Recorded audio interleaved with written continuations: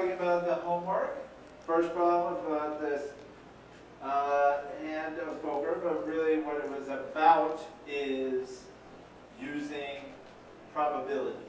And if you were at UCLA, you could take an introductory probability class in the stat department that is taught entirely with poker problems.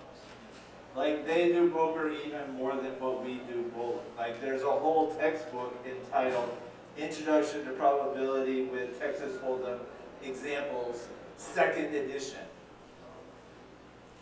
that the students use every homework, every example, whatever, to learn probability, because poker provides a useful context for doing it.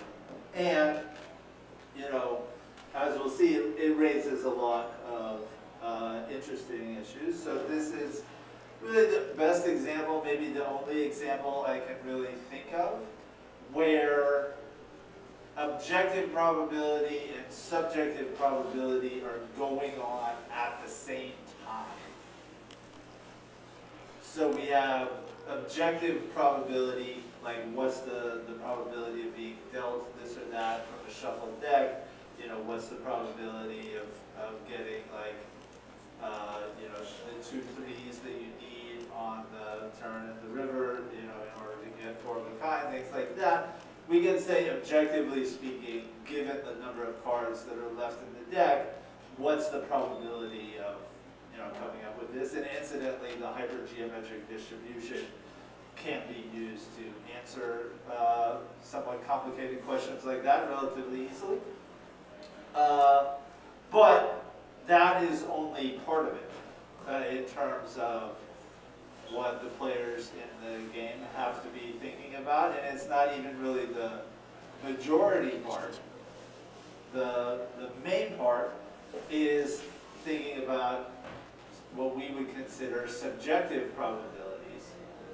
You know, what is the probability that somebody else has like this or that hand or hands given their betting? So the betting is not something that is subjectively randomized, and so anything that you infer from that is going to be subjective probability. What's the probability that your opponent has this or that given their body language? What's the probability the opponent has this or that given that they've been playing poker on TV for like 20 years and like they develop patterns and whatnot as to how they play, how they strategize, things like that. Those would all be aspects of subjective probability. So as it relates to our old friend, really old in the sense that he's been dead for 60 years, friend Fisher, who, as far as I know, never wrote anything about gambling. So this is sort of a hypothetical question and not a question that was explicitly asked on the homework. But if Fisher had been consistent in terms of what he said about, hypothetically, how someone should play poker, consistent with how Fisher did explicitly say how scientists should do science, what would Fisher say?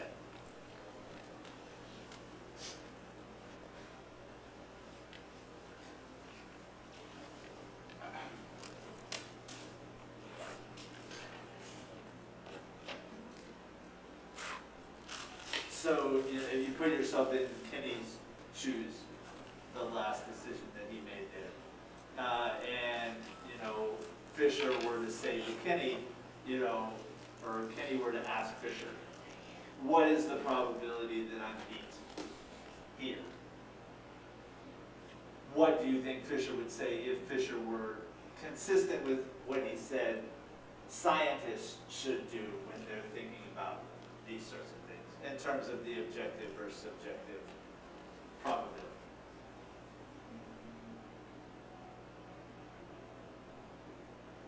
Yeah. You don't have enough information. Right. Don't use any subjective information. The only thing that we can be objective about in this situation is the deck. What's the probability of being dealt this or that? And so Kenny asked Fisher, what should I do in this situation? Fisher would say, if he were consistent with what he said about science, don't use any subjective information. Not the betting, not anybody's body language, not the fact that you've played or seen your opponents play for a long time. Only thing you can be objective about is the deck. And so you yourself can see that you have a full house. The probability of somebody else having four of a kind or a straight flush, just conditional on the deck and the cards that are visible, is very small. Ergo, the right decision to make would be to call. Now, well, one, that's what Kenny actually did, and we'll talk about that decision in a minute. But that is the stupidest possible way to play poker. It coming out this or that way, then you would lose a ton of money to people who barely know what they're doing, but know to like pay attention to the betting and other things that would be considered subjective. And so Fisher's view on science is really to not use all the information available, if part of that information can only be managed subjectively. But just because something is subjective in the sense you're, conditioning on past information or something like that in your experience, doesn't mean you're wrong. You could be wrong. You could have, various biases and whatnot in terms of how you interpret, the past information or whatever. But to a first order, like if you have more information, you should generally be doing something with it, rather than ignoring everything that you can't be like perfectly objective about. And so the idea that someone would play poker and ignore what the other opponents are betting or doing or whatever is just a ridiculous way to play poker that no one does. But is it a ridiculous way to also to do science? That's one of the questions that we're going to be wrestling with over the rest of the semester. Or, quantitative methods more generally. So what did you all think about whether Brent Kenny's last decision was a good one or a bad decision?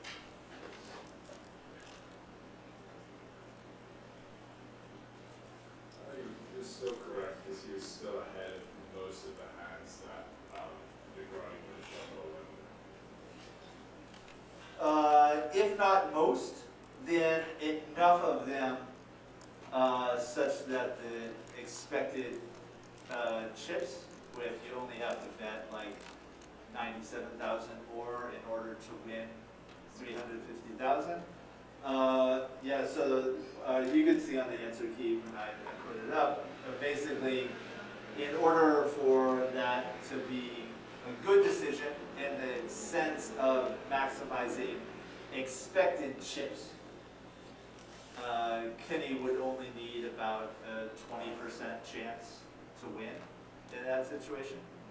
So 80% chance he's going to have no chips, but slightly over 20% chance if it's anything higher than 20%, then 20% of 450,000 is greater than 80% of 97,000 or whatever. So he only needs about a 1 in 5 chance to win with this. And then there, essentially it boils down to the question, is there any hand that is consistent with all the betting, in particular the raise all in, that would be a worse hand than full house with aces? And yeah, I think there would be. You don't necessarily need to go into too much detail as to exactly what that would be. But the subproblem previous tried to point you in the right direction, that it's like not really a good strategy for anybody to raise all in with only the two best hands. Why is that?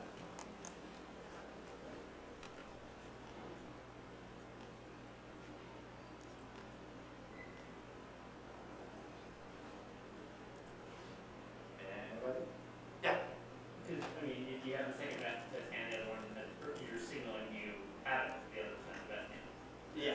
So even if there's a small chance that the other person has the best hand, if you have the second best hand, then you're going to lose. And if the other person doesn't have the best hand, they're just going to fold. So that is actually going to be negative, worse chips expected than just calling.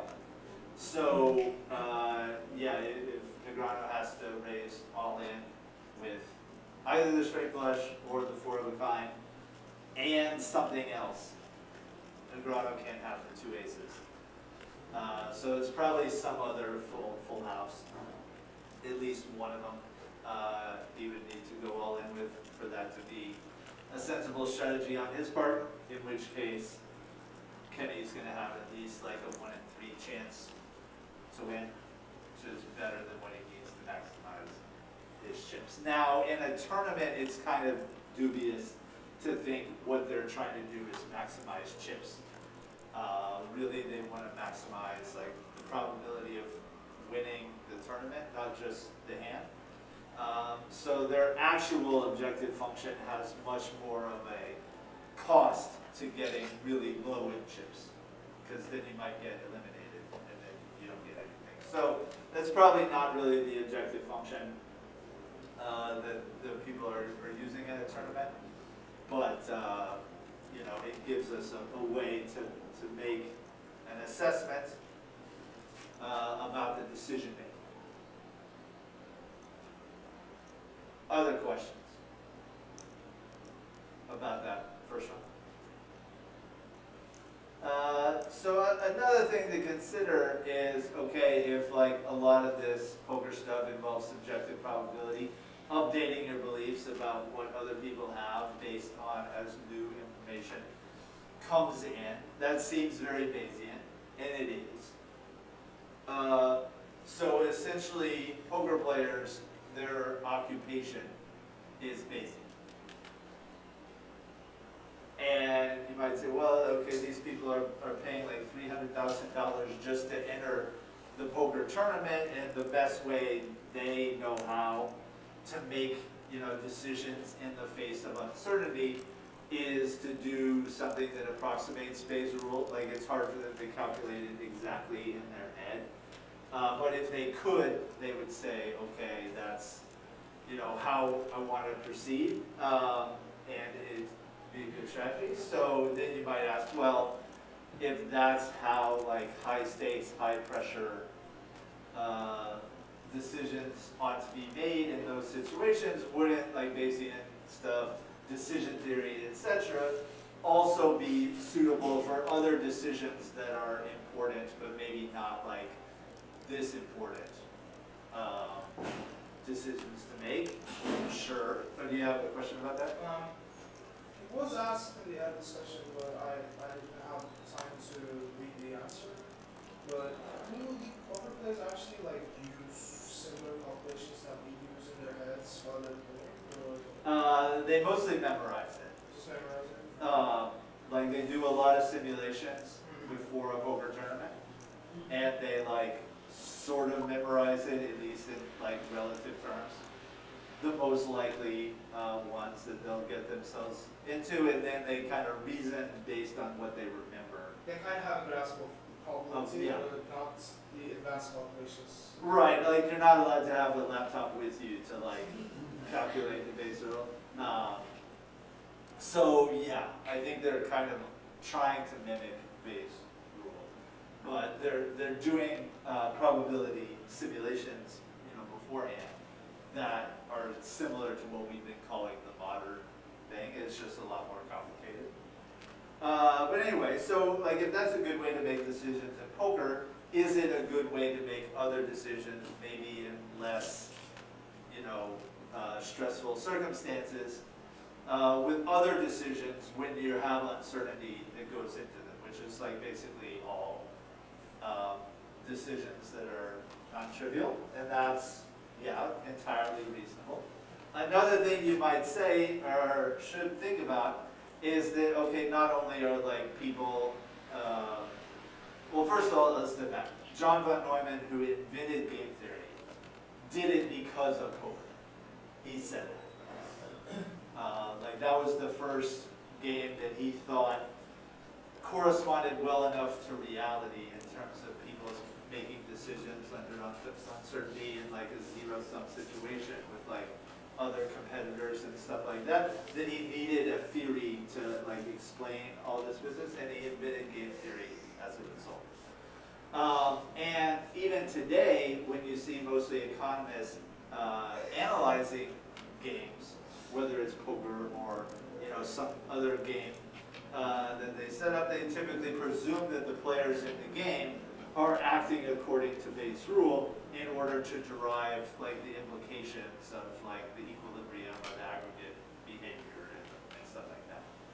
And so that gets back to something that we said the first day, which is like why, if researchers are willing to assume that subjects in a game, players in a game, are behaving as if they were Bayesian, even though they don't have training or like computers to calculate all this stuff exactly. But when econometricians go to estimate the parameters of data produced by a game or something similar to the game that they're talking about, why don't they use Bayesian methods of estimation? Bit of a paradox. But anyway, okay, so that was a good problem. And then the second problem was also good. It might have seemed like a little weird, to think about, testing grenades or something like that. But again, it's just a metaphor. It's really, any situation in which you might test a small number of things that have been produced or given or whatever. And kind of the point of the paper was that you could do these like, not that hard, but non-trivial calculations to come up with a posterior distribution the ancient way if your prior on the number of defective grenades out of capital N is beta binomial, and if your likelihood is based on this parameterization of the hypergeometric distribution, and you work through the math, you can derive that the posterior distribution of the number of defective grenades remaining after you've tested little n of them also has a beta binomial distribution, but with now it's like n minus n instead of n, and it's a plus k, whatever, and b plus little n minus k. For the inputs to the beta binomial. So yeah, in this case, you could do some math, arrive at an exact ancient, arrive at a posterior distribution the ancient way.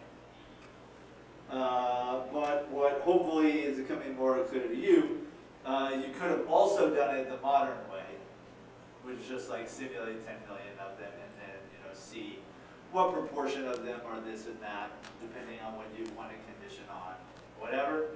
And it's just as good, really. But it's also considerably more general.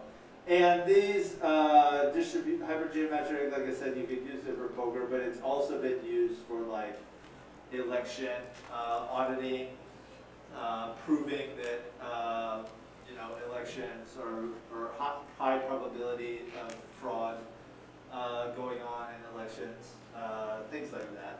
And then the last one, talking about the runoff election for the Georgia Senate seat, you'll see sometimes people on the internet saying, oh, well,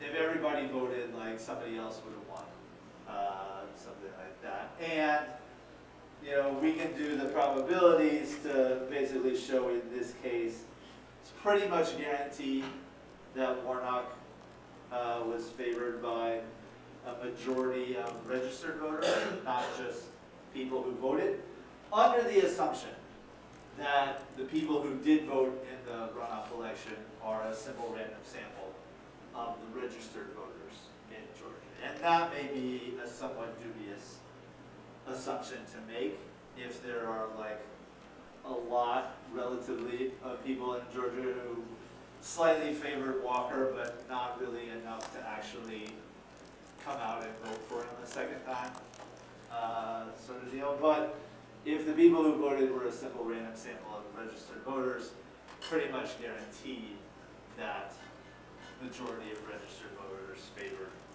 Warnock, even though both the general election and the runoff were like close, 1-2%, something like that, different, etc. So, you know, that can be useful as well. Do you have another question? No. Anybody? Okay, so if we turn to the stuff for today, I'm going to start talking about continuous probability distributions after we briefly talk about that. And let's bail out of here.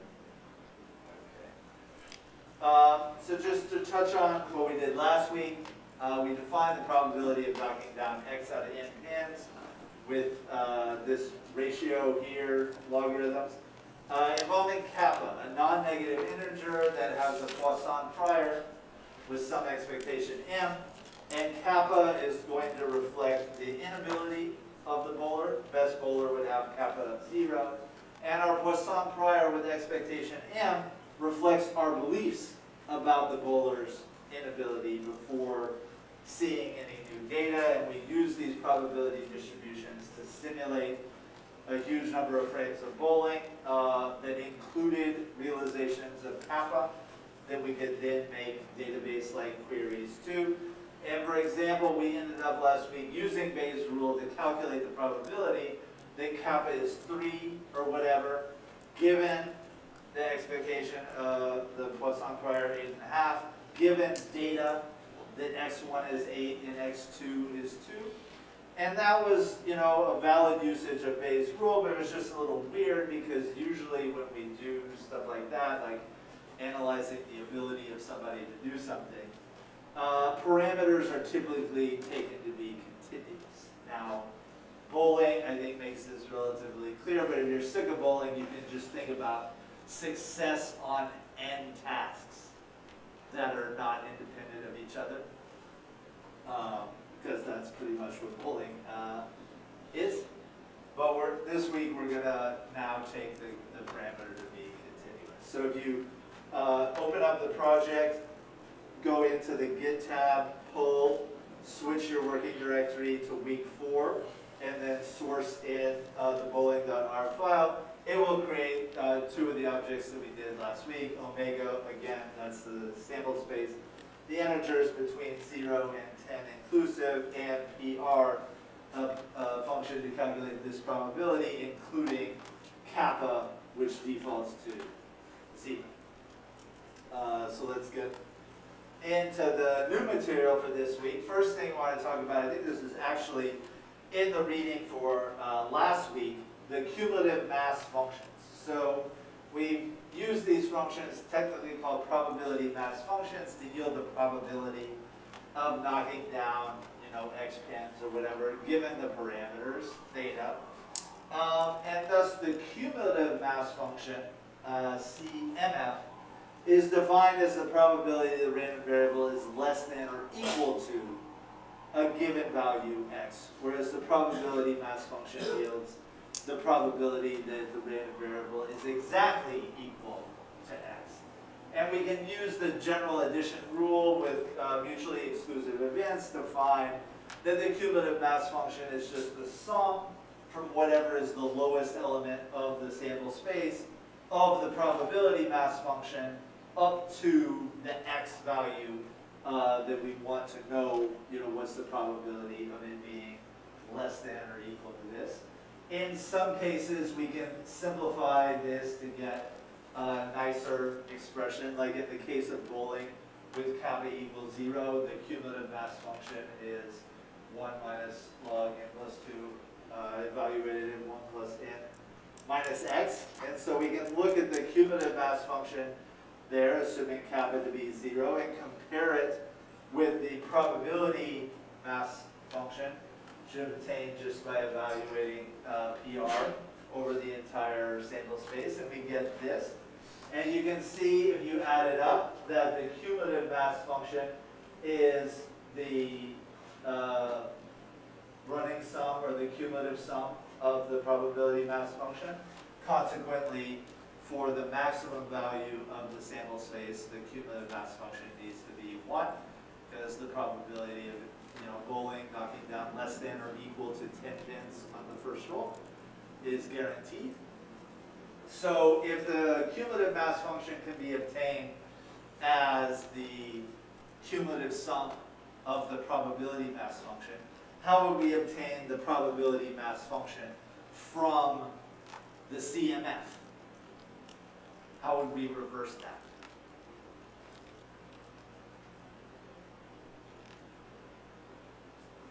We'll subtract, so you like subtract value for 0 from value for 1, and then. Yeah, so the first difference in the cumulative mass function is going to be the probability mass function. So 1 minus 0.7211 is 2789, etc. And the same for all those. And then the first one is just relative to 0. Okay, so that's a little bit about that. All right. How would we evaluate the probability that the first roll of a frame of bowling is less than or equal to 8 and greater than 4?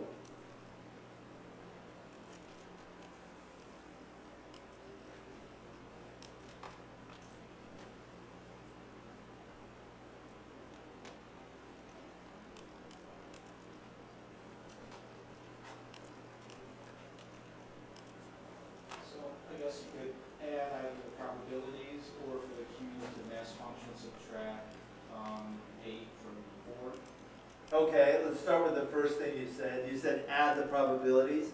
Which probabilities are you talking about there? The ones between 8 and 4 on the bottom row. Okay, excluding 4 actually. So 5, 6, 7, 8. Add all those together. That'd be one way to do it. And then you were saying there was another way? Subtract 8 from, I guess it'd be 5, excluding 4. So the cumulative mass function at 4 is the probability it's less than or equal to 4.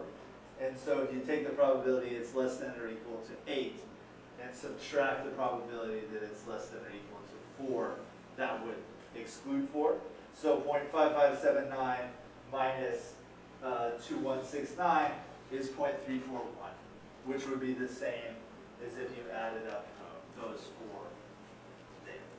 So we can get these probabilities of inequalities by subtracting evaluations of the cumulative mass function, or because the cumulative mass function is the running sum of the probability mass function, adding up the PMF.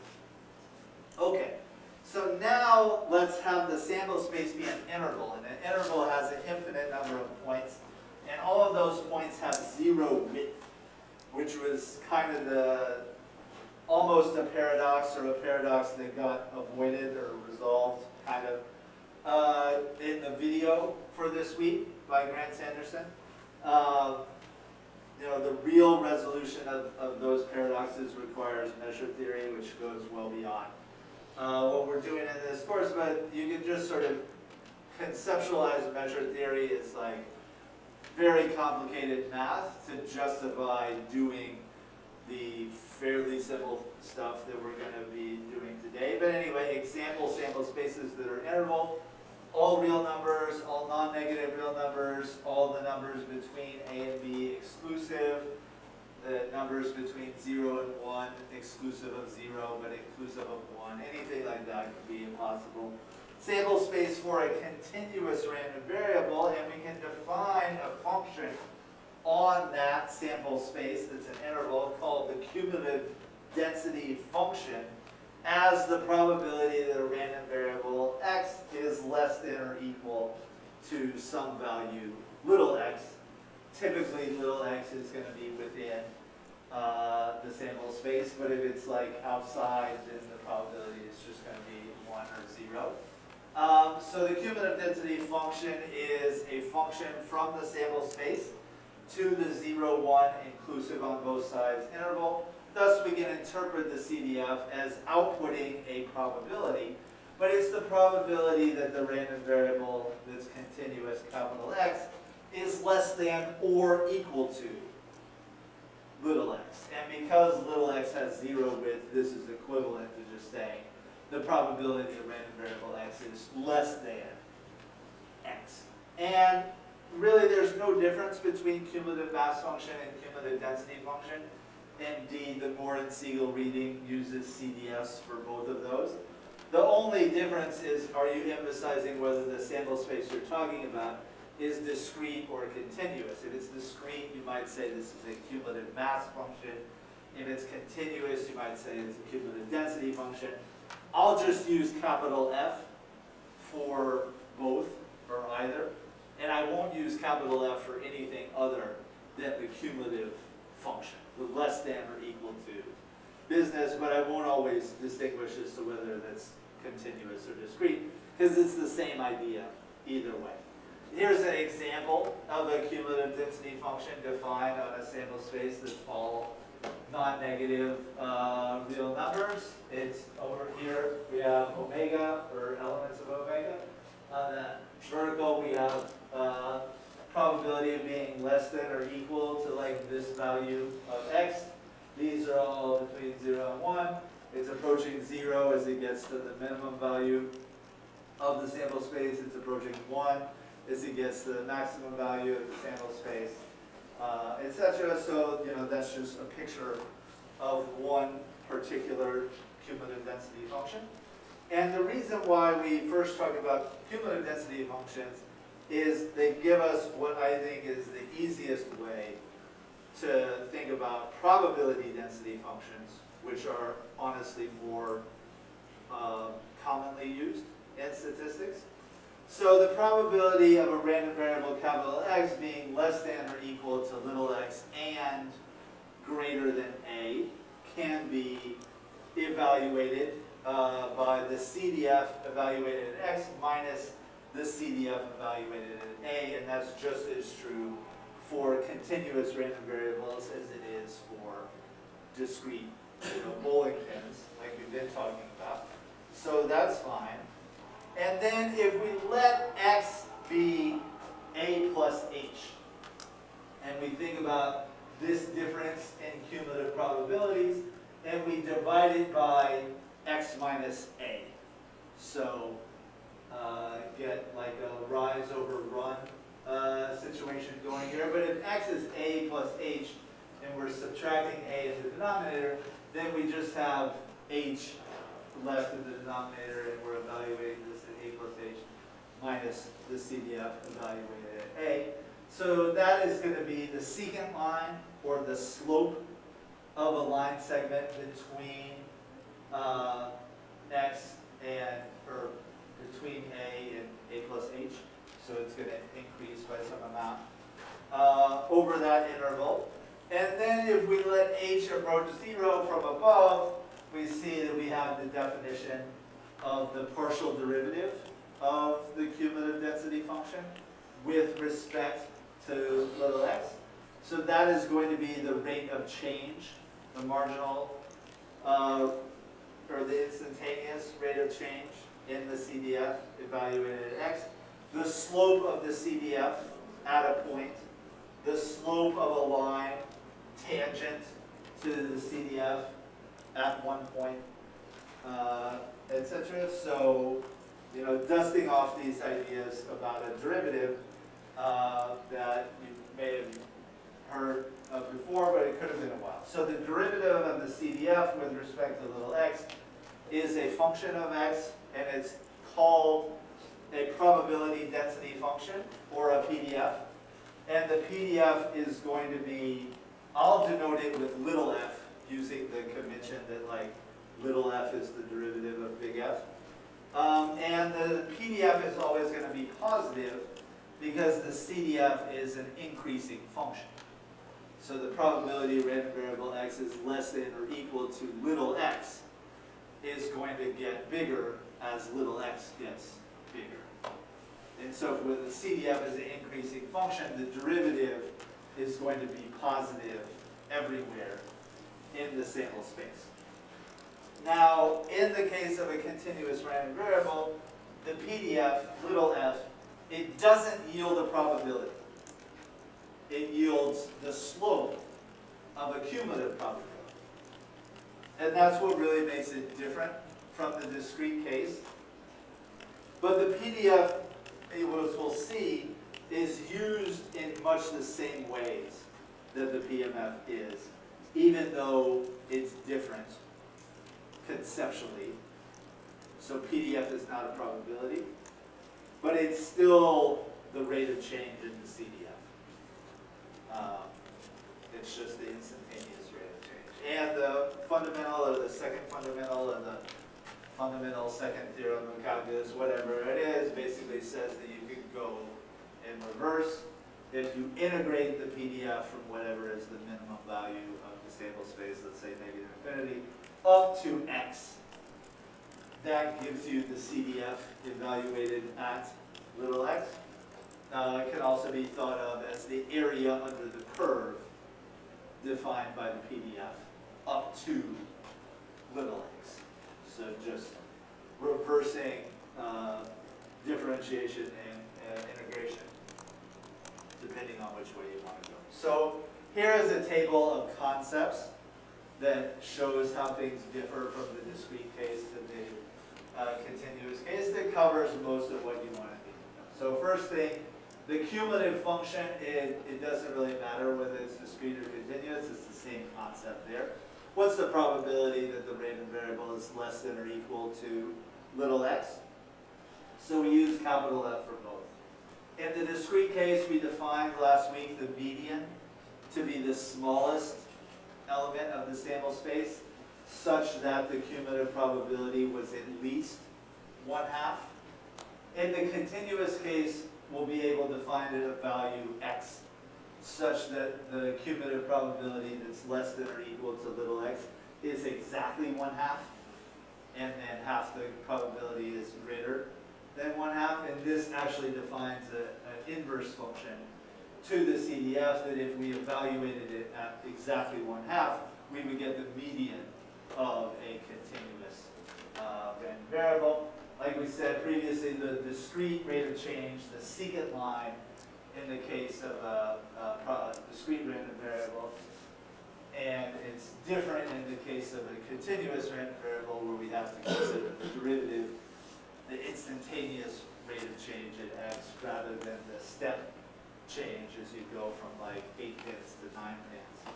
In the discrete case, we defined the mode last time in the discrete case as the element of the sample space with the highest probability. Similarly, in the continuous case, we can define the mode to be the element of the sample space where the PDF is highest. This presumes it to be on the interior of the sample space. Most people add that provision. We saw on the homework and the reading for last time, like if you want to count the expectation of some function of a discrete random variable, then you use the probabilities to weight that function, like calculating expected number of chips, stuff like that. It's going to be similar but a little bit different in the continuous case where we use the PDF little x as a weighting function on g of x, but we have to take the integral over the whole sample space rather than a sum. So in the discrete case, when we're calculating expectations, we're summing points. In the continuous case, we're summing area rather than doing like a point-wise summation. Multiplication rule can be shown can still hold, but with PDFs in the continuous case rather than PMFs in the discrete case. Consequently, Bayes' rule continues to hold, but in order to calculate the denominator of Bayes' rule, the marginal probability of whatever, you're going to need to integrate the numerator over the entire space. And so you might say, well, I never really was too good at doing integrals anyway. But we're not going to really do integrals in this class. We're just going to say like that's an integral. Because one, you should never do an integral by hand. Like we have software that can do that for you that you can and should download. But as we'll see, and you can do it with Mathematica or Python, or there's websites that can do it, things like that. But we'll also see at the end, there's lots of integrals that are functionally impossible in the sense that we'll be precise, in which case, like, you can't really do that integral with a pen. Anyway, so let's start talking about some continuous distributions.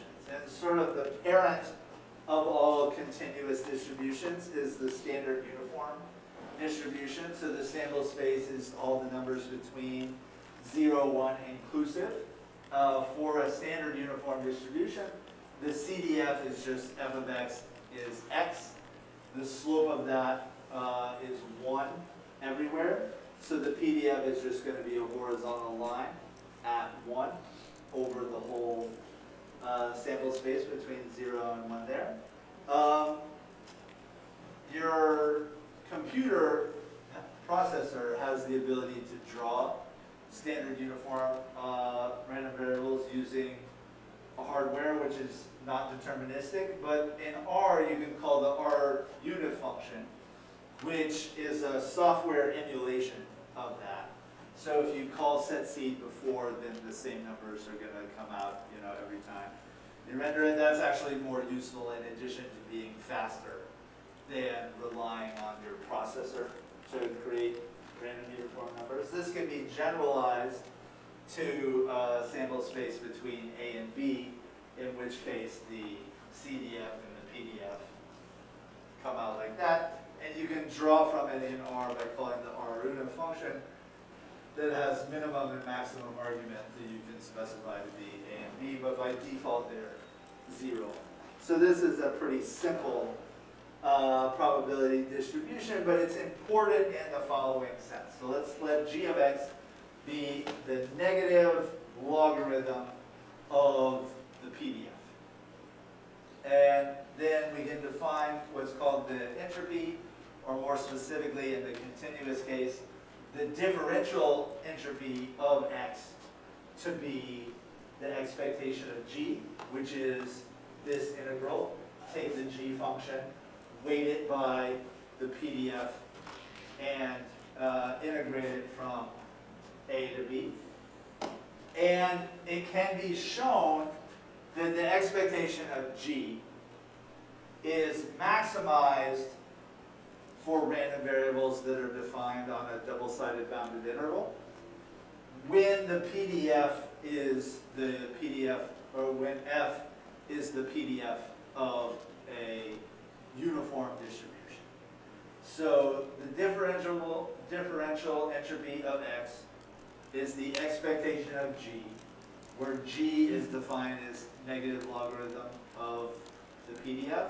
And that quantity is maximized on double bounded intervals by the uniform PDF.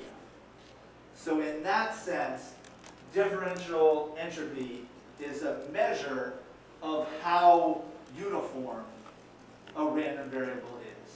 And it is maximized by literally the uniform distribution. And that idea of, well, what's the most uniform distribution you can come up with in different situations is something that we'll come back to both today and later on in future weeks with different sample spaces and whatnot.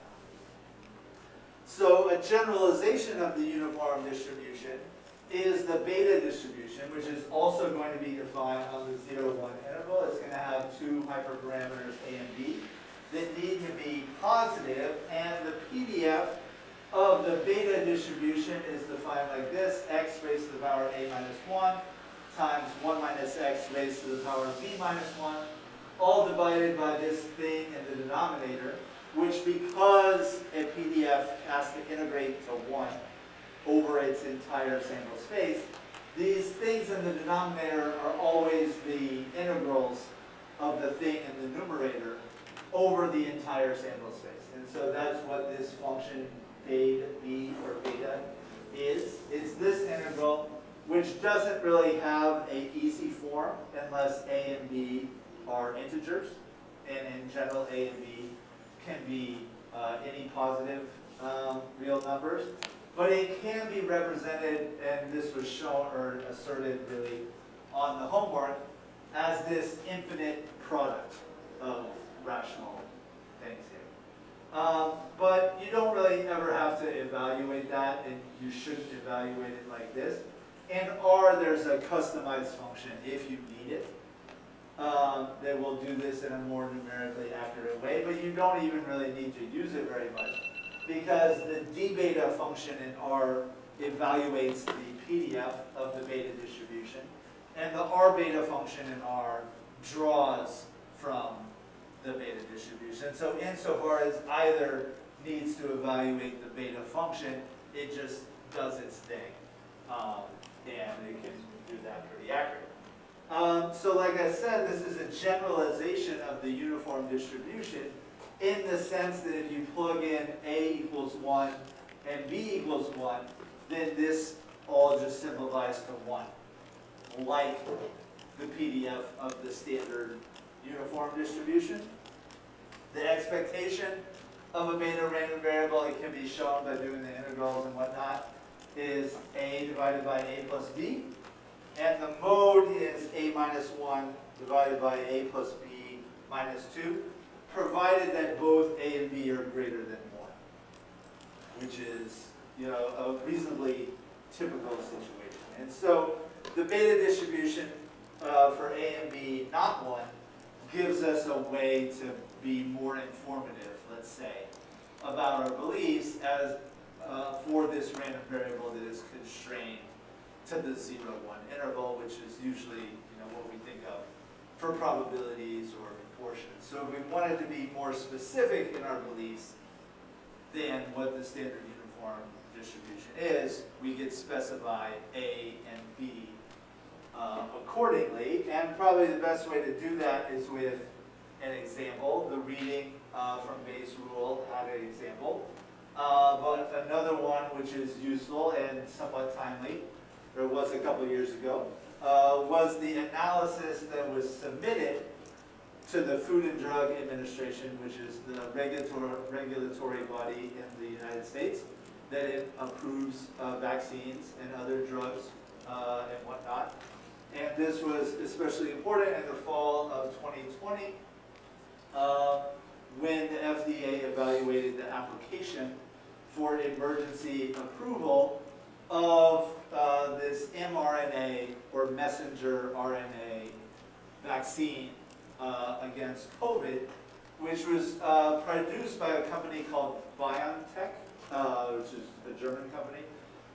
In the United States, this gets referred to as the Pfizer vaccine, mostly, but Pfizer honestly didn't do a whole lot. BioNTech was the one who actually developed the formula for it and whatnot, but they partnered with Pfizer, who is much bigger, because Pfizer had a massive factories for producing vaccines and the ability to ship them quickly to everywhere. Also, Pfizer had a lot of experience dealing with the FDA, running clinical trials, etc. So BioNTech partnered with Pfizer to try to get this moving along. So this is the Bayesian analysis that the Pfizer people actually did. It is a little bit weird, but it's still Bayesian.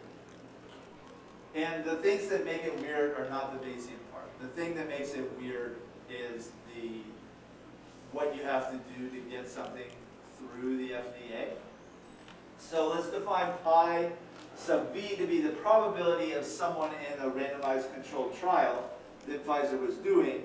So some people got the virus, some people got a placebo, like a shot, but the shot didn't do anything. So they were in the control group. So let's pi sub V be the probability of someone in the treatment group who's been vaccinated getting COVID during the study period. And pi sub C be the probability of someone getting COVID in the study period who got the placebo. So he's not vaccinated. And then we can define theta to be pi sub V divided by pi sub V plus pi sub C. So that's going to be some number between 0 and 1. And the so-called vaccine effect is 1 minus 2 theta divided by 1 minus theta. And that's going to be a number that's less than or equal to 1, but it can be negative. And so what makes this seem weird is the FDA is preoccupied with this vaccine effect function. And there, I don't even know if it's like written, but it's sort of like an unwritten rule of the FDA that the point estimate of the vaccine effect should be greater than 0.5.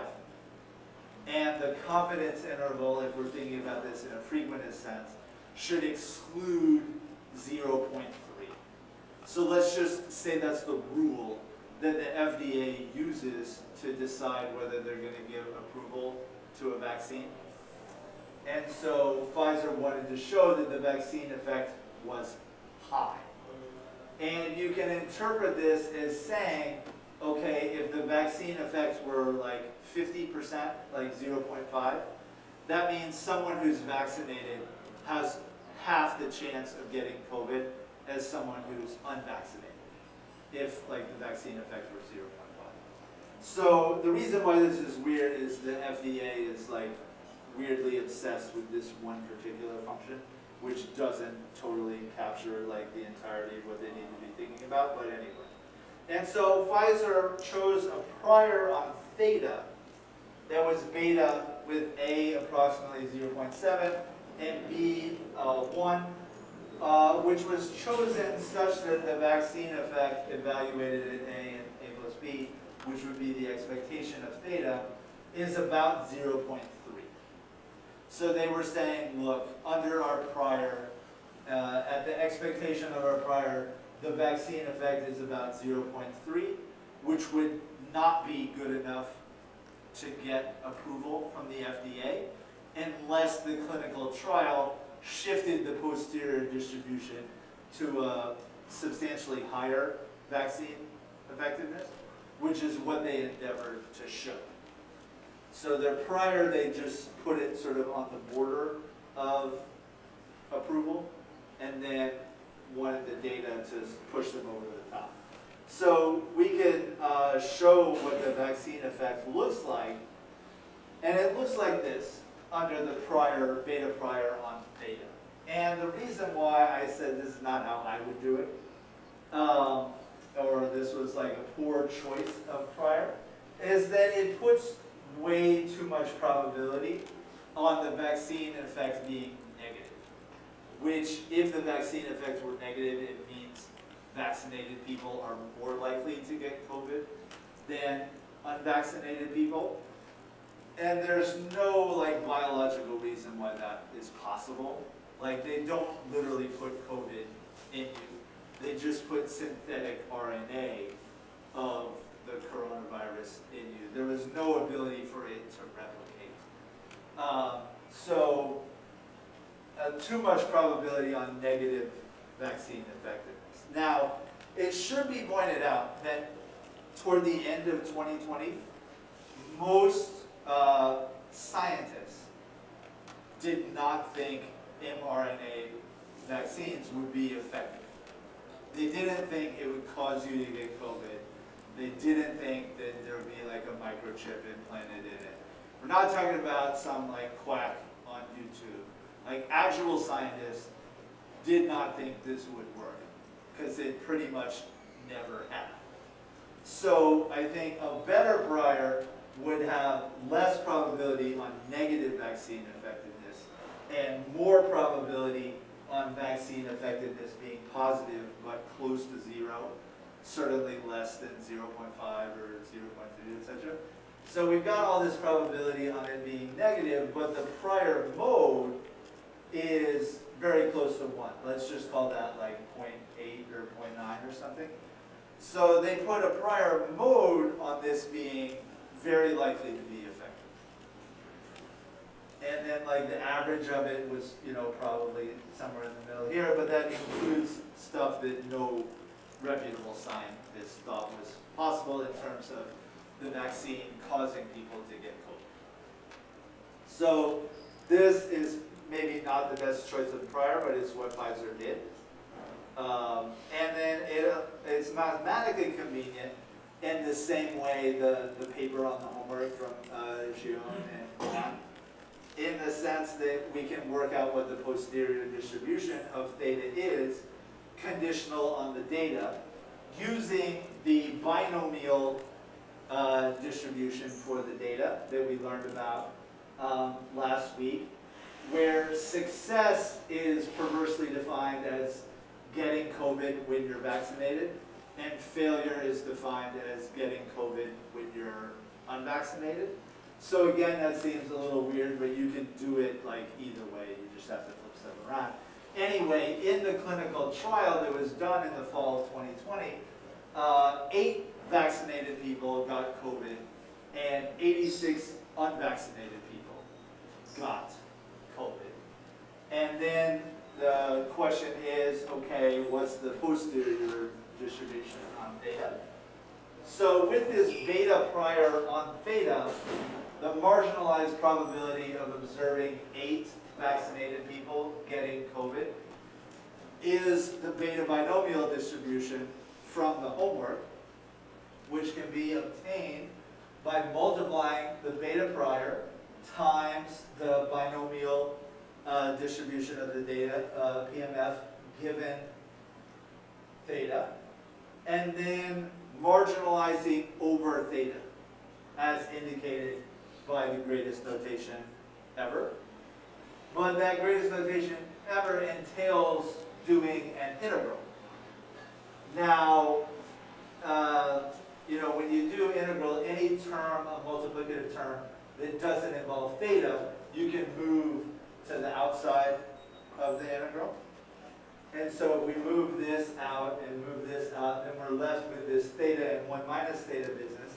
If we combine the terms, we're going to get theta to the a plus y minus 1, and 1 minus theta to the b plus n minus y minus 1, which is the same form as the beta integral that we saw over here. So we know that that is just going to be another beta function, but evaluated at a plus y and b plus n minus 1. Now it might seem like cheating to just say like, I'm going to replace an integral with simple, but computers can evaluate that integral easily to 15 or 16 decimal points, which is more than what we need. And then the posterior density of theta given y and n and a and b is also in the beta family, but with shape parameters a star and b star, where a star is a plus y and b star is b plus n minus y. And that can be obtained by taking the beta prior PDF here, the binomial PMF there, and in the denominator, the marginalized probability of y under the model, but irrespective of theta that we calculated up here. And you can see that, okay, if the numerator has any multiplicative constants, the denominator is going to have those same multiplicative constants because they just get pulled outside the integral, and then they're going to cancel. So this beta AB in the numerator and the a choose y in the numerator, those are going to cancel with the beta AB and the n choose y that we got from the denominator. So those are going to cancel out. Again, we combine the terms, and we can write this in the form of theta raised to the power a star minus 1 times 1 minus theta raised to the power of b star minus 1 divided by the beta function evaluated at a star and b star, which is in the beta family. So this is the beta PDF evaluated at a star and b star. And when this happens, then the posterior distribution is in the same family as the prior distribution, but just with different arguments going into it, like we saw problem 2 with the paper from the homework. Then it said that the prior is naturally conjugate with the likelihood function that you use for the data, conditional on the parameters. And there's about 20 combinations of priors and likelihoods, most of them for very simple situations that have this natural conjugacy going on, where you can fairly easily-ish calculate in the ancient way the denominator of Bayes' rule, and then stuff cancels magically, and you get a posterior PDF that's in the same family as the prior PDF. But because you've conditioned on the data, you get updated beliefs about the parameters, which in this case are reflected in changing A from the prior to A star in the posterior, where A star is A plus Y, and similarly, B in the prior becomes B star in the posterior, where B star is B plus N minus 1. So conditioning on the data from the randomized controlled trial changed our beliefs about theta, but it kept them in the beta family, with just bigger values for the shape parameters as a result of conditioning on the data. So that's fine. We could have arrived at literally almost the same answer, conceptually the same answer, the modern way, by doing 10 million simulations, drawing from a beta prior on theta, and then drawing from a binomial distribution with size equal to 94, and success probability, which is to say the probability of getting COVID given that you're vaccinated, the realizations of theta, filtered to the realizations that Y is 8, which is the number of people that Pfizer observed in their randomized controlled trial who got COVID despite being vaccinated. And then if we plot the density of them in red, it looks like this. Or we could do it the ancient way by just doing conjugacy or whatever, getting A star and B star as the shape parameters to the beta distribution. Plot that in black, and you can barely see the difference, and really there is no difference. The only difference is attributable to the fact that R is merely big as opposed to infinite, and this red density thing is like an estimate of the density rather than like the true density, but they're the same. So, yes, we could calculate this posterior distribution relatively simply using ancient techniques, exploiting the fact that the beta prior distribution is naturally conjugate with the binomial likelihood, but we, certainly Pfizer, certainly the people at the FDA who were reading the results of this, could have just as easily calculated this with a few lines of R code and a whole bunch of simulations that take like half a second to run. So we could have done this the modern way, would have arrived at the same conclusion, which is that the BioNTech/Pfizer mRNA vaccine was extraordinarily effective against the original strain of the coronavirus, at least for a little while. It wears off, but at least in the first few months or whatever, it was said to be by the FDA very effective. So you heard things at the time, oh, okay, this vaccine is 90% effective or over 90% effective or something like that. What does that mean? Well, they were saying the posterior mode is a little bit higher than 0.9. We are not sure that the effectiveness is exactly 0.92 or whatever this is. Indeed, at the time, we still had considerable uncertainty as to what exactly the effectiveness of the mRNA vaccine against infection was. But I think the more important thing, which was not emphasized as much in like the New York Times, or maybe not at all, is that under our posterior distribution, the probability that the vaccine effectiveness is like less than 0.75 is virtually nil. So as a result of the Pfizer randomized controlled trial, in the posterior distribution, we're essentially sure that the vaccine effectiveness is at least 0.75. And if we wanted to calculate the mean or the mode, we could do that, and it'd be about 0.9. The median or the mean would be about 0.9. The mode is maybe a little bit higher. So as a result of this analysis, it was an extraordinarily easy decision by the FDA to authorize the BioNTech Pfizer mRNA vaccine on an emergency basis. And shortly after this, they started giving it to people who work in hospitals, followed by old people, followed by adults and eventually children, to get this vaccine, particularly in the United States or Europe. So, like I said, Pfizer actually submitted a Bayesian analysis to the FDA to justify their application for emergency approval of the mRNA virus, and scientists,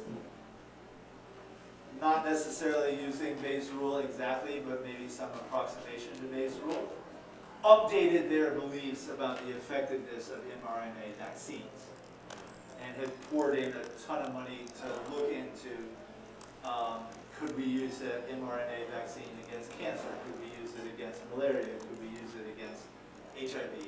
These other diseases, maybe we need to take another look at whether mRNA vaccines would be effective from those.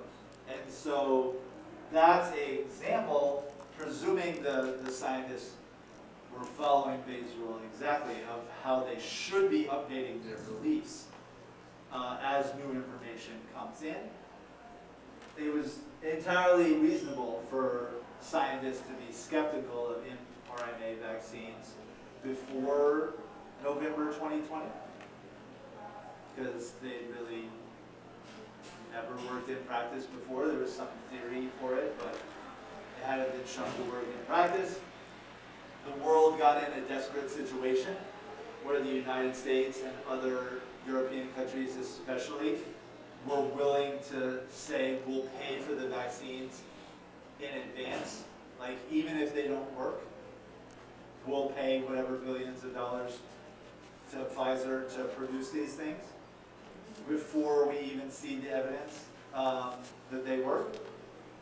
Because, if they do work, which they did, that would be a game changer in terms of the ability to give them to people who work in hospitals, to keep the hospitals from collapsing, for people being out that need to be there in order to care for the people who are sick, and then especially for the people who are most prone to having bad complications from COVID, old people, immunocompromised people, etc. Getting them this as quickly as possible really dramatically changed the death rate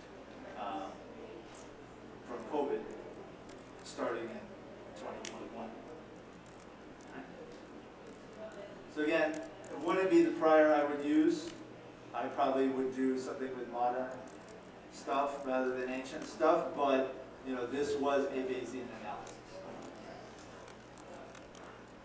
And you might ask yourself the question, like, if this is good enough for the FDA, if this is what Pfizer said, and probably like the most important vaccine that it's ever created,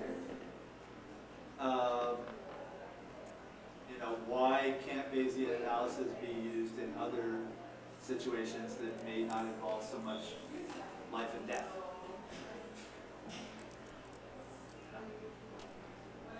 Okay, another probability distribution, the exponential distribution. So this is for a sample space that's all non-negative real numbers. It's going to have a hyperparameter mu, which needs to be positive. The CDF is 1 minus e raised to the power negative x over mu. And if you differentiate that chain rule, like one time, whatever, you get a PDF that's 1 over mu times e raised to the power negative x over mu. And this is one where the expectation of x is relatively easy to compute with this definite interval here. Often is when it involves e. And you can show that the expectation of x is mu, which is no accident. Oftentimes, when we can make the expectation of x into a parameter of the distribution, we do so, and we can do so in the case of this distribution over non-negative numbers, which is the exponential distribution. And you don't have to memorize that PDF or CDF or anything like that. The DEXP function will evaluate the PDF. Now, unfortunately, like I was alluding to on the homework, different sources have different parameterizations of the same distribution. Unfortunately, that is true for the exponential. So the argument to the REXP and the DEXP function is called rate for like very historical, not useful, mostly frequentist reasons. It parameterizes the exponential distribution in terms of the reciprocal of mu rather than mu, even though mu is the expectation, which is like this basic property of distribution, and the reciprocal of an expectation is nothing. But it's called the rate parameter. So if you don't want to mess with that, you can just draw from a standard exponential and then multiply it by mu in order to get realizations of an exponential distribution with expectation mu. Or you can just remember that rate is equal to 1 over mu, and you can draw from it that way. So going back to this idea of differential entropy, again, if we define the g function to be the negative of the logarithm of the PDF, and ask what PDF maximizes differential entropy when we integrate it over a sample space that's all non-negative real numbers, and impose the restriction that the expectation of the random variable is given to be mu, it can be shown that the PDF which maximizes differential entropy for non-negative random variables with a given mean is the PDF of the exponential distribution. And another way to state that conclusion is that the probability distribution over non-negative, a sample space of non-negative real numbers with a given expectation, the distribution that's closest to uniform, subject to those constraints on the sample space and fixing that expectation, is the exponential distribution. And so in that manner of speaking, the exponential distribution has minimal information as a prior or a likelihood, but especially as a prior, beyond the information, okay, this thing can't be negative, and this thing has an expectation of mu. Within those two constraints, the most uniform, the least informative distribution to use is the exponential. And that makes it popular as a prior for parameters that are not negative. Or, I mean, it's popular among Bayesians. Bayesians aren't popular anywhere, but among Bayesians, it's a popular choice of prior. So let's use it that way. with a continuous inability parameter in bowling. So last week, like I said, we used this thing involving kappa, and we took kappa to be a non-negative integer. We put the Poisson prior on it. We had an expectation of that Poisson prior that they didn't have, whatever. But this expression actually remains valid if kappa is a real number, as long as it's greater than or equal to -1. And so we substitute theta for 1 plus kappa everywhere in there, where theta is a parameter that is non-negative. We get a new, it's really the same as the old, but now it's in terms of theta, a new probability mass function for the probability of knocking down x out of n pins, but also given theta. And like last time, we can work backward from the conditional expectation for the number of pins knocked down in the first roll of a frame of bowling, given theta, work backward to theta in order to think about an exponential prior or the expectation of an exponential prior on theta. So if you run this code here, you get the following, where's my, I got timed out again.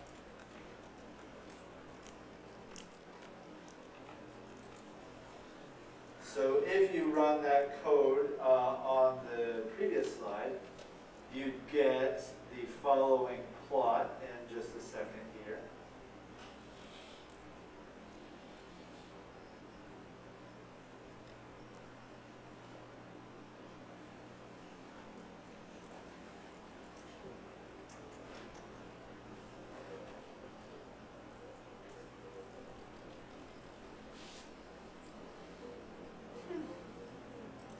You get this plot here. So on the horizontal, we have theta. It's in log scale. On the vertical, we have the conditional expectation of the first roll of a frame of bowling given theta. And we can see now that the range on the vertical axis here is anywhere between 5 and 10. So as theta gets very small, close to 0, the expectation of the first roll of a frame of bowling very slowly approaches 10. So if theta were 0, that would mean this bowler is guaranteed to always get a strike, which would be like the best possible bowler. No bowler can achieve that. So theta has got to be at least a little bit positive. Over here, as theta gets very, very large, the conditional expectation of the first roll of a frame of bowling approaches 5, which is not that great. But in the middle, it sort of changes rapidly. So if you think, okay, this bowler has a conditional expectation for their first roll, slightly above 7, you could come over here and then down, and you see that value of theta is 10 to the 0 or 1. And if you thought that was applicable to this bowler, you could choose an exponential prior on theta with an expectation of 1 as your prior on theta. And that would imply that they have an expectation for the first roll of a frame of bowling, roughly 7. And then you could update those prior beliefs with actual data on this person bowling. But if you thought they were a little bit better, they could average like 8, between 8 and 9 or whatever, you could choose expectation on your exponential prior that is smaller. And if you thought that they were worse, you could choose an expectation on your exponential prior that's bigger. Whatever, there's some expectation of the exponential prior that's going to achieve any conditional expectation for the first roll of a frame of bowling between 5 and 10. Okay, so we saw before that, I mean, it seems to me that theta and kappa are quite similar in their own aspects. Yes. So I was wondering, like, what's the main difference between theta and kappa, apart from the fact that theta is only for binomial distribution? So what we're doing this week with theta, we're considering it to be continuous. So it can take values like 1.2 or whatever. Okay. Last week, we restricted kappa to be non-negative integers, so we could use a Poisson prior, but keep everything discrete. so we only needed to do summation. Now we're taking it a step farther and treating theta to be continuous, but conceptually, in terms of what it means substantively for the Bowler, it is very similar. Theta is kappa plus 1. All right. There was another question? Same question? All right. Okay. So here's how we would think about this in the continuous case to try to arrive at the marginalized probability of a roll of bowling under the model, but irrespective of theta. So let's say we use a standard exponential prior for theta. We're just going to have an expectation of 1, in which case the PDF simplifies to just e to the negative theta over the non-negative reals. The probability mass function for pins knocked down, given n and theta, is this expression here, which is just substituting 1 plus kappa for theta relative to what we did last week. And so the joint probability density function for theta and x given n using the multiplication rule would be to take our prior PDF, the standard exponential, and multiply by the conditional probability of knocking down x out of n pins given theta. Marginal PDF for theta times conditional PMF for x given theta yields a joint PDF for theta and x together. Again, the Bayesian approach is going to treat unobservable things like theta in just the same way as observables like x in order to update our beliefs about theta. But in order to do that, we're going to need the denominator of Bayes' rule, the marginalized probability mass function of knocking down x pins under the model, but irrespective of theta. And to do that, to obtain the probability of knocking down x out of n pins, irrespective of theta, we need to take the joint PDF of theta and x together and purge theta, which is to say integrate over the parameter space of theta, which is 0 to infinity, this expression here, integrating over theta. So what's the area under the curve defined by that integrand function? To give us the denominator of Bayes' rule, the probability of knocking down x out of n pins under the model, but irrespective of theta because we've integrated over theta. So you might look at that and be like, I don't know if I can do that integral. And at least when I took calculus in high school and college, or whatever, mostly high school, like I thought a good algorithm for doing integrals was to ask my friend Tommy. Because he would always know, like, he would do like integration by parts like 6 times or whatever, and we'd come up with the answer. And so I kind of got the impression that like all integrals were possible if you just like talk to someone who was good at integrals. Actually, that's completely false. Like a lot of integrals don't even converge to like a well-defined number. And moreover, even the ones that don't often do not have elementary solutions. So elementary basically means, can you do the integral with a finite number of operations on like a calculator? So multiplication, addition, powers, logarithms, stuff like that you would see or like on your phone, whatever. If you could do it with a finite number of operations, then the solution is said to be elementary. And for most integrands, the solution is not elementary. It might exist, but you can't do it with a finite number of presses on your phone. So that's what stumped ancient Bayesians. unless the prior and the likelihood were naturally conjugate with each other, they typically could not obtain the marginalized PMF or PDF of the data, irrespective of the parameters. So they couldn't get the denominator of Bayes' rule. And before 1990, they were pretty much stumped. And as a result, the 20 or so problems where you have conjugacy, very simple situations, were not really anywhere close to general enough to be useful for all the scientific purposes which you could, in principle, apply Bayesian inference, because the denominator of Bayes' rule was not elementary. And there actually is an algorithm called the Risch algorithm, I guess, that can tell you if a function does not have an elementary antiderivative. This Risch algorithm is over 100 pages in a book. Like it was in 1960 or something like that. And so I don't think it's ever really been totally implemented in its entirety. But both Mathematica and SymPy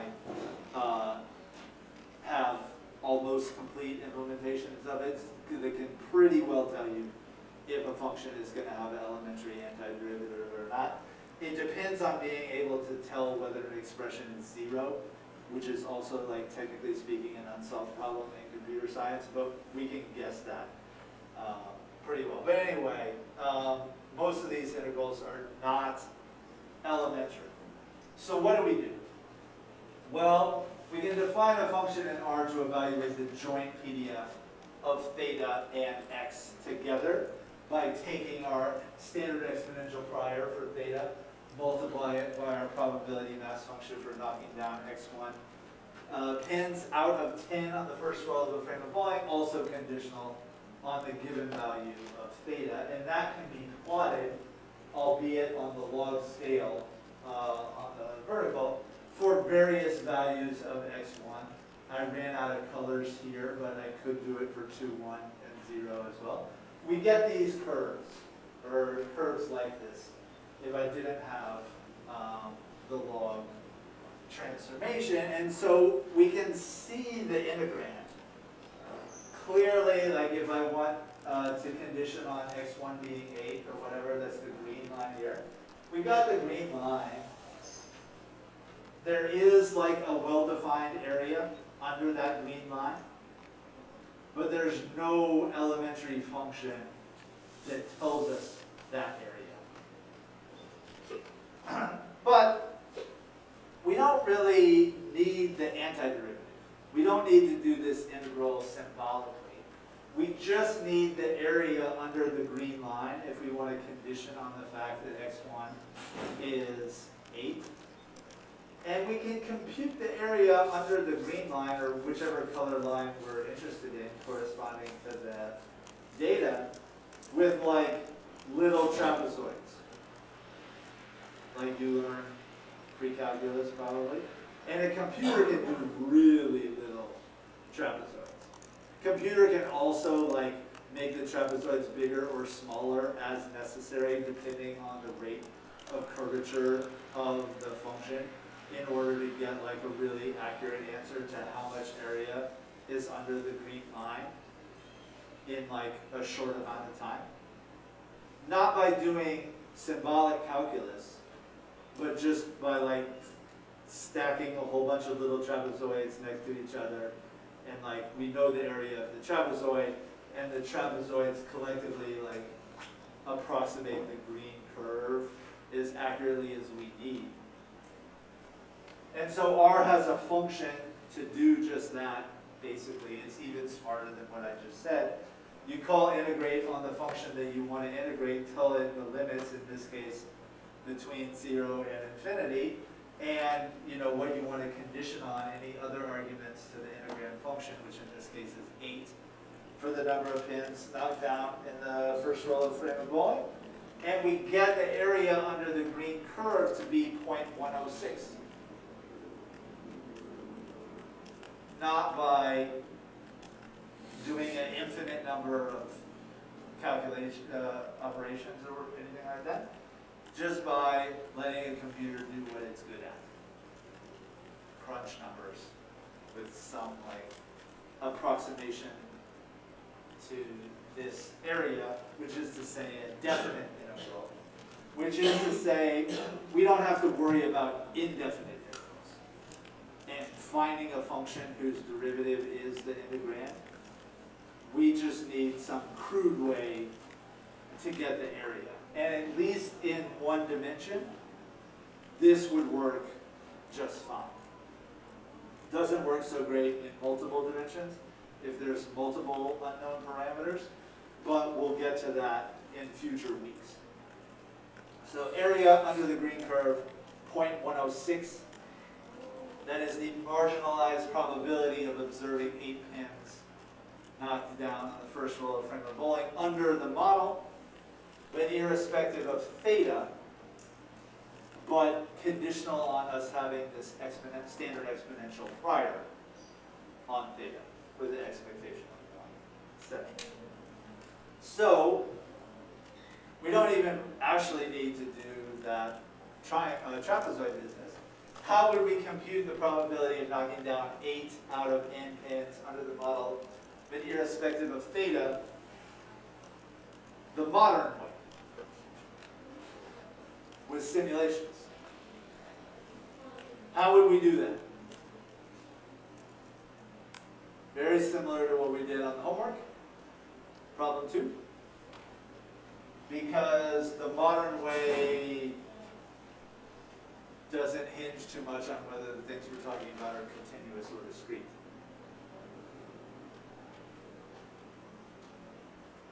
What we need to do first.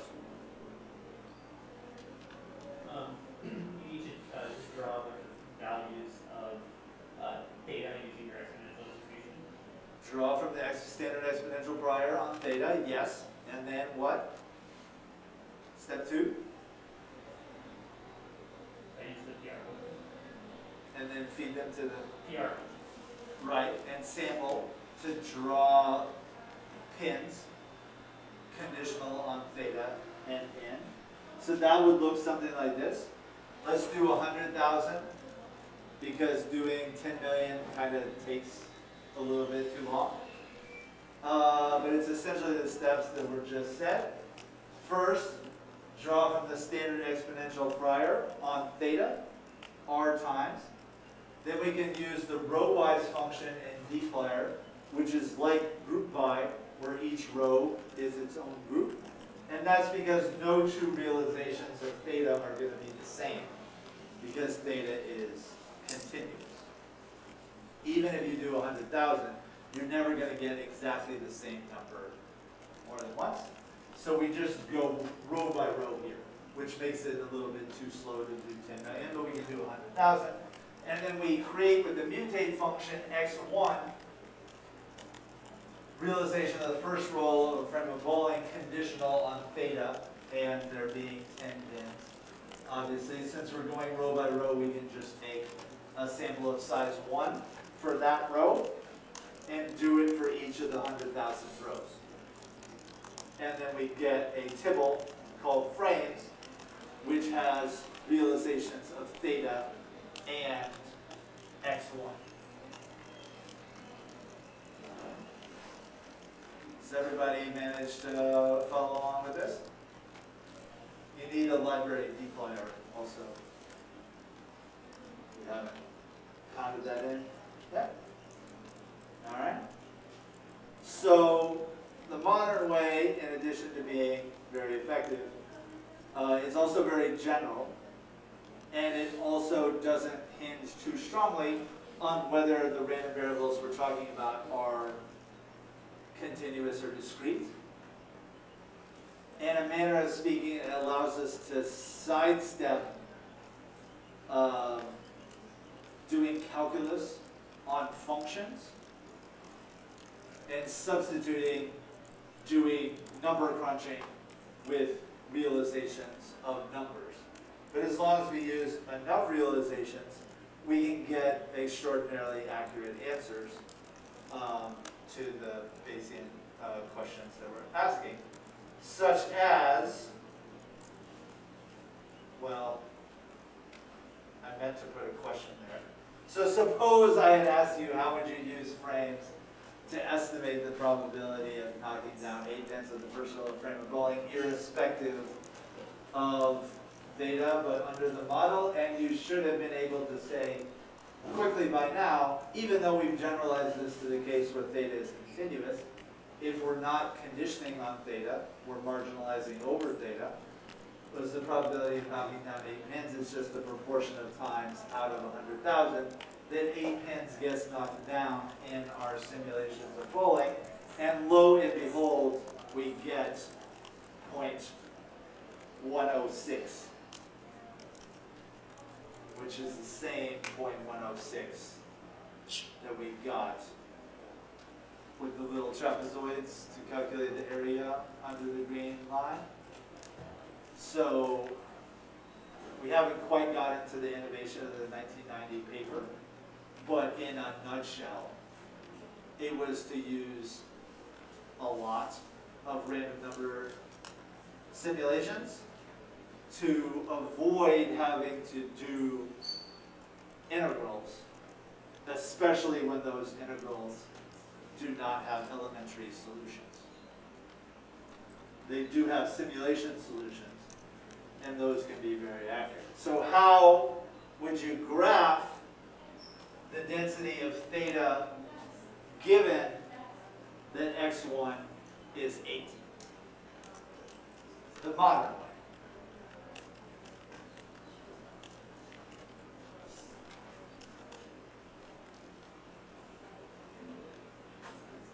Conditional on observing 8 pins got knocked down the first roll of the frame of bowling. How would that update your beliefs about theta, and how would you depict your updated beliefs using a ggplot?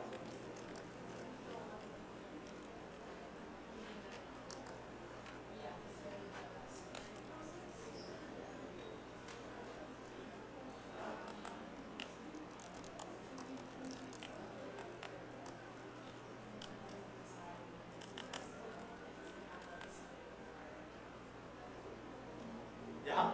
Would you just go to frames, you filter it to x1 equals 8, and then you do a ggplot plus, density with aesthetic technical data? Yes, he would. You just say that, or histogram. Density is like a continuous version of histogram, basically. So it'll be an estimated density, but it's just fine. You can see it looks a little like jaggedy at some of these higher values of theta because we only did 100,000 simulations and only 10 point something percent of those had x1 be 8. So we're working with like 10,000 numbers rather than infinite number of numbers, but we get a perfectly adequate depiction of our beliefs about theta, having observed data. One data point, wherein the bowler knocks down 8 pins on their first roll of their first frame of bowling. And remember that conceptually speaking, you just need to understand how your beliefs about the unknown parameters get updated given one data point. Because if you have more than one data point, let's say n data points, that conceptually means you just need to update n times, one data point at a time. Now computationally, we don't usually do it that way. We'll see better ways of doing things where we can update it conditional on all the data points at once. But conceptually, you just need to understand, how do my beliefs change if I get one additional piece of information? One roll of bowling, one card turned over in poker, whatever.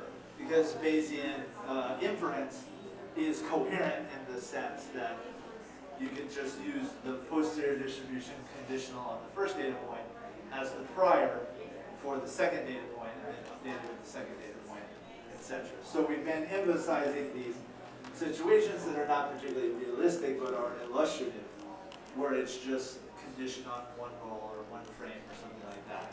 And get your updated beliefs about theta, which are depicted here, And because 8 is better than what your prior expectation was, which would be about 7 if you use the standard exponential prior, the posterior expectation for the number of pins knocked down in the first roll of a frame of bowling, observing one roll of 8, which is higher than 7, posterior expectation of theta is going to be slightly higher than what it was in the prior. And if you get more data points, it gets further updated, bigger and smaller, but it's generally going to be more precise in terms of your beliefs about theta. Yeah.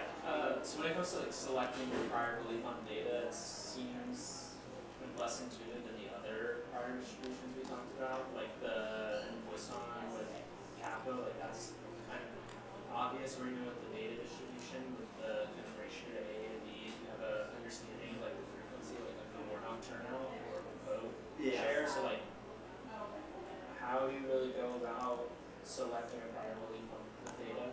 Yeah, so I would say the process of choosing expectation of theta when theta is continuous with an exponential prior is no different conceptually, no harder from what we did last week when kappa was discrete.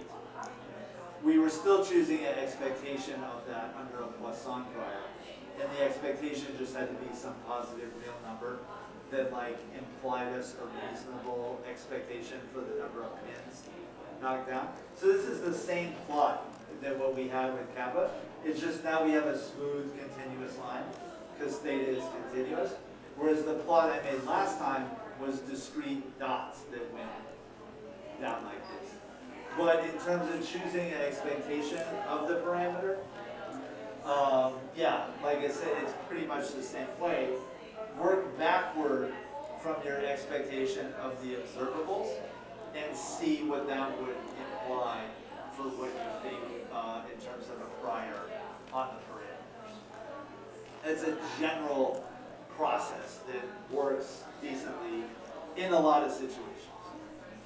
All right, couple more things. Variance. Okay, so this is not specific to bowling. This is just math. If we let g of x be the quantity x minus mu squared for a continuous random variable x that has expectation mu, then the expectation of g is this integral, the function squared weighted by the PDF of x given theta over x, and that integral, presuming it to be finite, is the variance of x, conditional on theta. And the variance of x is so special it has its own symbol, sigma squared. And because this is a non-negative function and f is non-negative, then the variance will be greater than or equal to 0, typically greater. But if x is a constant, then the variance will be 0 because x and mu would always be the same thing. So the variance is useful in some respects, mostly theoretical respects, not so useful in practical terms because its units are the square of the units of x. So we talk about like the variance of income. Variance would be in squared dollars rather than dollars.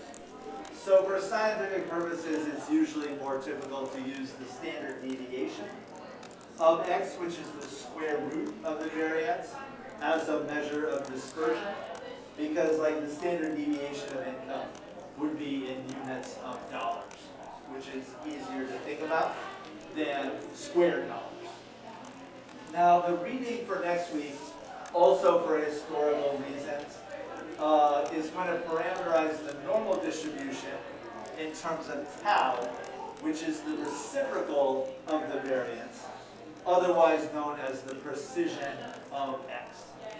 So the reading had some historical reasons for doing that that don't really apply today. So the parameterization of the normal distribution in R uses the standard deviation, but you will see in some books the normal distribution parameterized with the variance. And in one book, namely the book whose first chapter we're reading for next week, you will see the normal distribution parameterized in terms of tau, the precision, aka the reciprocal of the variance. But as we can see with the normal distribution, you can actually parameterize it any of the three ways, and you get the same implications. So the normal distribution is arguably appropriate, or it's defined for a sample space that's all real numbers. It has two parameters, mu, which can be any real number, and sigma, the way I define it, the way R defines it, a standard deviation, and so that needs to be non-negative. And it has this PDF here. Don't need to really memorize that because dnorm can evaluate it for you. Rnorm can draw from a normal distribution. And one of many things that makes the normal distribution notable is that the differential entropy of x is maximized for continuous random variables that can take on any real number with a fixed variance. That differential entropy is maximized by the normal PDF. So another way to state that conclusion, among continuous random variables that can be any real number that have a given variance, the distribution closest to uniform is the normal distribution. So you've all seen plots of the normal PDF before. It has this bell-shaped business, and you may say, well, that doesn't look uniform at all. Well, it's not, but it's the closest you can get to uniform with the provisions. This can be any real number, and this has a fixed variance, sigma squared. So there's no other distribution for random variables in the real number line that has variance, whatever, that comes closer to uniform than the normal distribution does, which makes it also popular among Bayesians for a prior. And because it is, in a manner of speaking, a less informative prior, it means it's a prior that's easy to move when we condition on data. Because it was a prior that started off as close as we could get to uniform, but on the whole, over the whole real line and fixing the variance. But because in that sense it's weakly informative, when you condition on data, the prior moves really easily to a posterior distribution that can be completely different. And so that is what makes it popular, at least among Bayesians, as a prior. Okay, that's all for today. No new homework this week.